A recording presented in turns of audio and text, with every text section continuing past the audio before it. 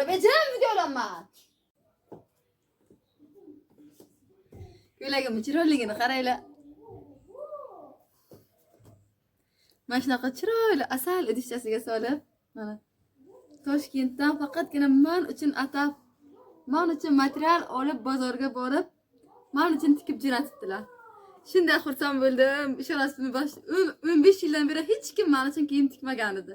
Faqat o'zimga o'zim tikkanman. Bu birinchi ko'ylagim.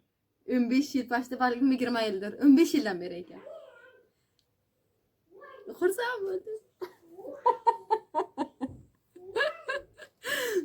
Bloger o'zimni his qilaman, deyapman endi. Hali bu ko'ylakni ko'p ko'rasizlar. Bu ko'ylak menga kiyguncha ko'p qiynaldi. Bir oy oldin bu bechora yo'lga chiqibdi. Bir oydan beri yurib, men Toshkentga ketib qoldim. Bu uyga keldi.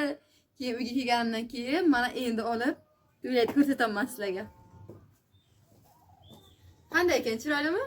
Yarashganmi? Shunday to'g'risi menga shunday yoqdi.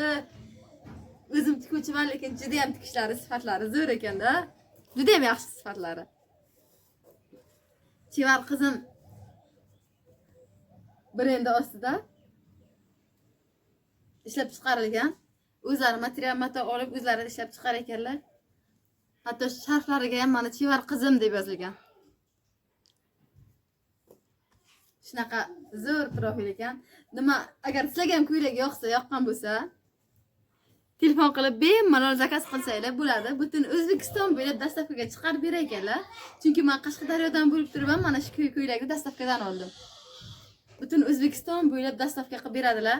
Inshaalloh dastavkalari bor.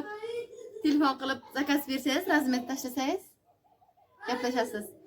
Xohlagan fasonizdagi faqatgina hijobi namozgar ko'ylaklar emas, xohlagan fasondagi ko'ylaklarni tikib beradilar. Profillarga o'tib kiyimlarni ko'rib chiqinglar. Lekin haqiqatan ham zo'r ekan, menga juda ham yoqdi. Xursand bo'ldim, shunday xursand bo'ldim. Shunaqa darajada yangi, dahshat, yangi. Mana shu kimdir ko'ylak tikdi bugun birinchi marta.